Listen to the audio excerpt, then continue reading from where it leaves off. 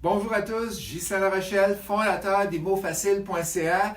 Je réponds à vos questions chaque semaine de l'année. C'est toujours un plaisir de répondre à vos questions. Et cette semaine, il y a encore beaucoup de questions qui sont rentrées. Mathieu qui me demande, j'ai acquis une maison que je prépare à vendre. Je viens de découvrir au moins 6 entrées de fils en aluminium au panneau électrique qui alimentent des lumières et des prises murales. Quoi faire?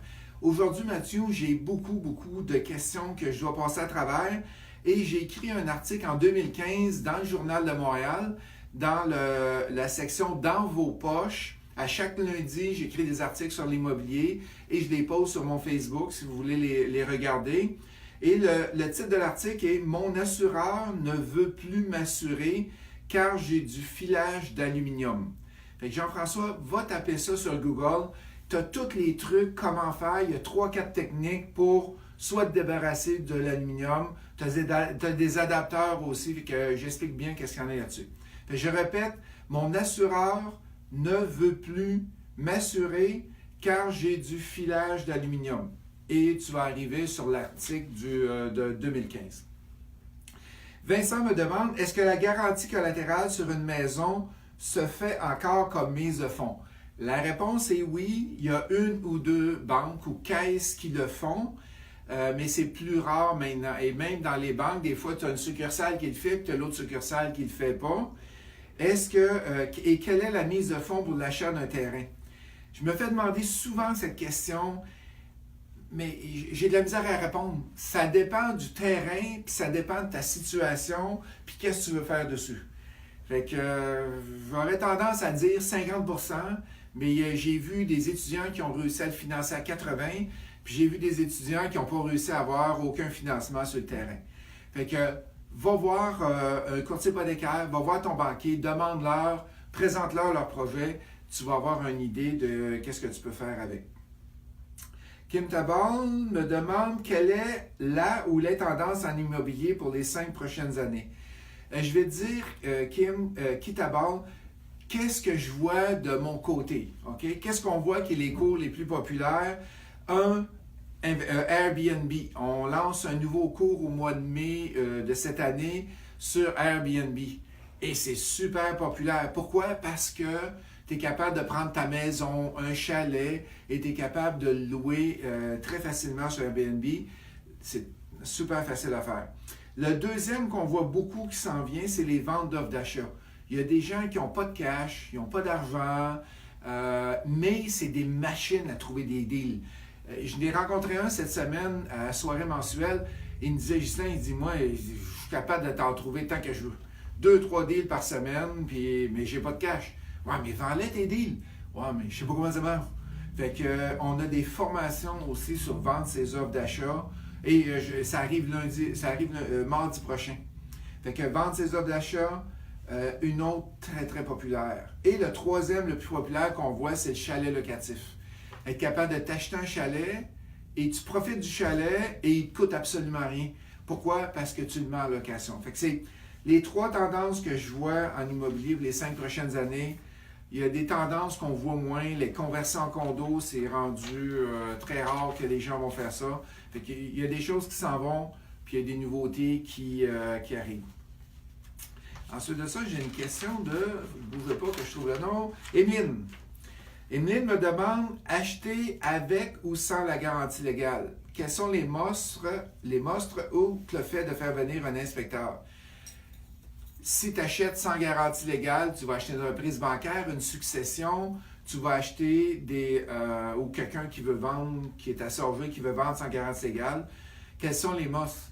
Bien, c'est l'inspection. Il faut que tu ailles voir, peut-être faire une phase 1 environnementale, t'assurer que le terrain n'est pas contaminé, qu'il n'y a pas de problème dessus, mais à part l'inspection, bien faire tes devoirs, bien calculer, bien analyser les rénaux. Là, je parle souvent dans le cas d'un flip, être capable de bien voir les rénaux, bien voir la valeur de revente, bien, ça serait ça que je verrais là-dedans.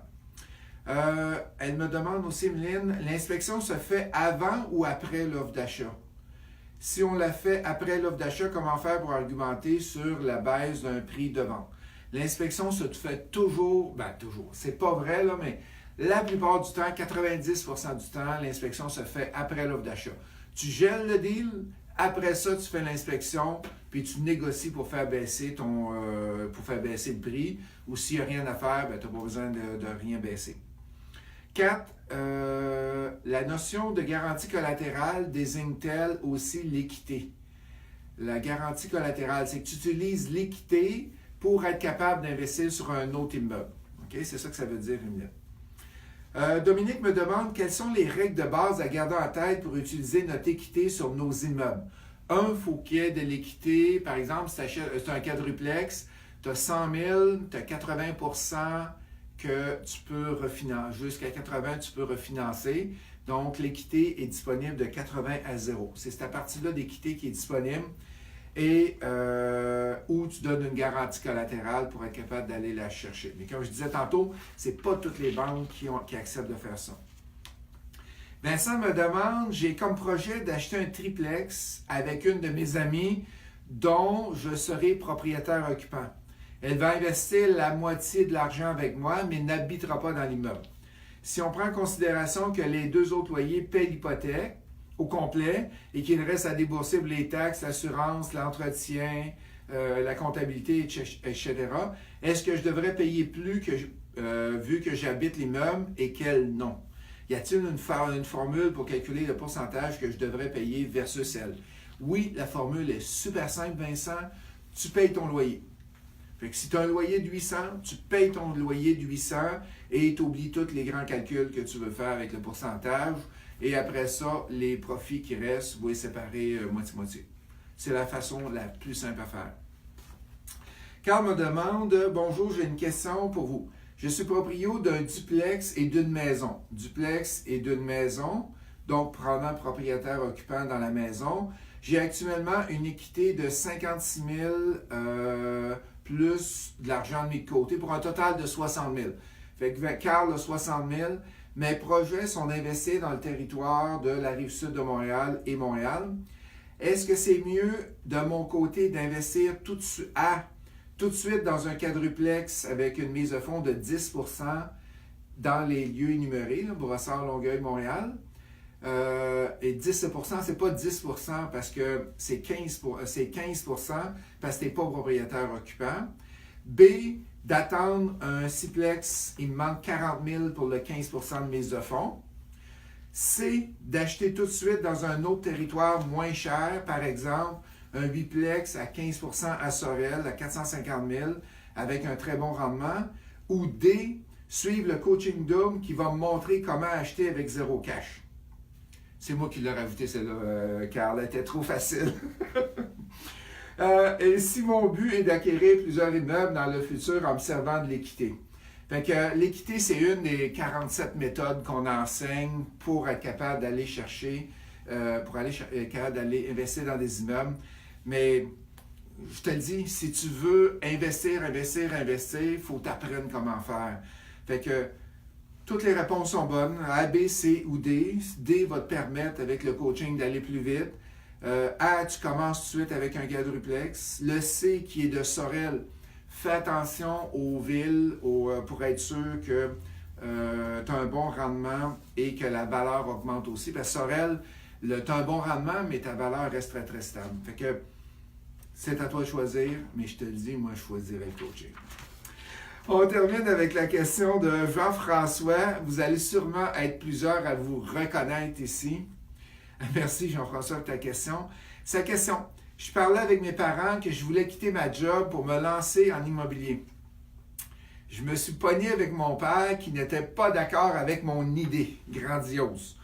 Comment faire pour arrêter de s'en faire avec l'opinion de mes parents qui sont contre mon projet? Jean-François, je te comprends à 100%. Il y a beaucoup de gens qui vivent le même problème. Pourquoi?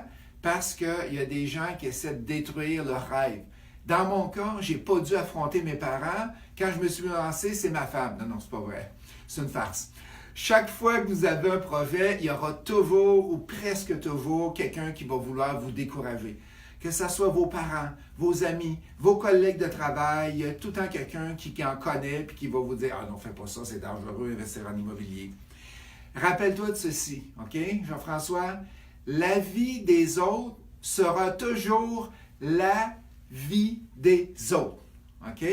Faut que tu vives ta vie. Tes parents ont leurs croyances et c'est correct d'avoir des croyances. Tout le monde a des croyances. Mais dis-toi bien qu'ils veulent te protéger.